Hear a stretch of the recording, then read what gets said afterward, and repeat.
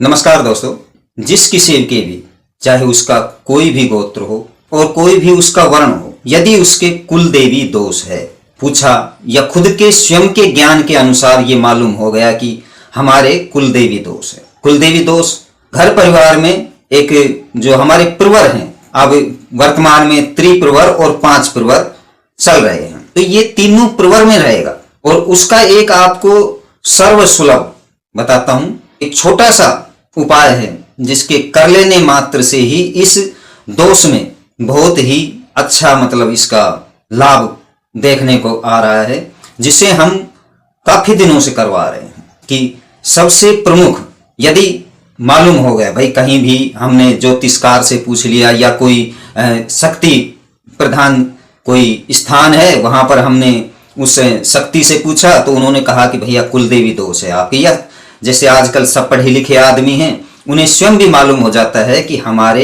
घर में या मुझे स्वयं को कुल देवी दोष है। अब उसे दूर कैसे करें कुल देवी दोष को? क्योंकि जिस प्रकार एक रोग की अनेकों दवाइयां हैं, जो हमारे शास्त्र हैं उनमें लिखा हुआ है कि केवल सावधानी ही उपाय है। आपको कोई भी रोग है तो उसका जो परहेज बताया गया है वह कर लो, उससे भी वह जो बीमारी है वो वहीं पर रुक जाती है।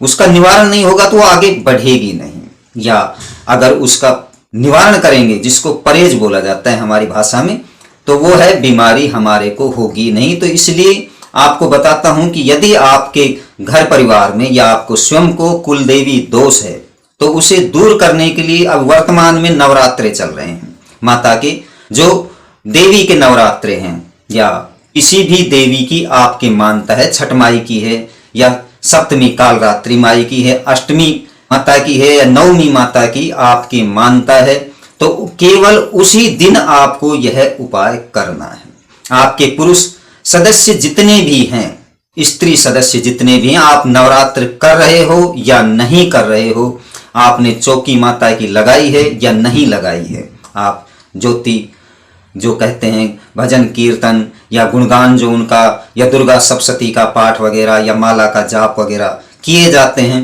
वो कर रहे हो या नहीं कर रहे हो, और आपके कुल देवी दोष है, तो मात्र एक दिन ये उपाय कर लेने मात्र से ही कुल देवी दोष में लाभ देखने को मिलता है। तो वह ही छोटा सा एक उपाय मैं आपको बताता हूं कि जो तिथि आपकी कुल देवी की है उस तिथि में सभी ब्रह्मचर्य व्रत का पालन करें, और उस दिन जो पीपल, बड़, गूलर, जामुन, अशोक आदि के जो सप्त वृक्ष हैं डाढ़ी वाले, इन वृक्षों के नीचे जो अपने, वैसे खैर बहुत कम है लेकिन फिर भी बहुत ज्यादा ये देखने को मिलता है कि लघु संख्या और दीर्घ संख्या, अर्थात जिसको इंग्लिश में कहते हैं बाथरूम और लैट्रिन, ये ना त्यागन करें।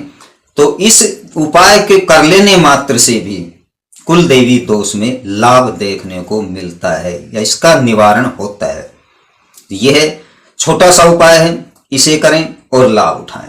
यदि आपने अभी तक हमारे चैनल को सब्सक्राइब नहीं किया है तो सब्सक्राइब करें, लाइक करें, कमेंट करें और जुड़े रहें हमारे साथ इसी प्रकार की जानकारियों के साथ। नमस्कार दोस्तों।